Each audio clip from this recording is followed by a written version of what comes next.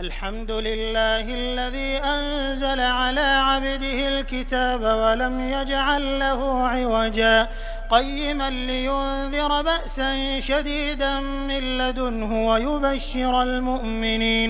ويبشر المؤمنين الذين يعملون الصالحات أن لهم أجرا حسنا ماكثين فيه أبدا وينذر الذين قالوا اتخذ الله ولدا ما لهم به من علم ولا لآبائهم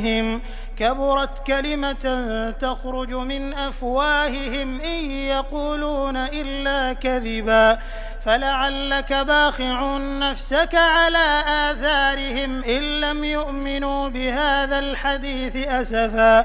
إنا جعلنا ما على الأرض زينة لها لنبلوهم أيهم أحسن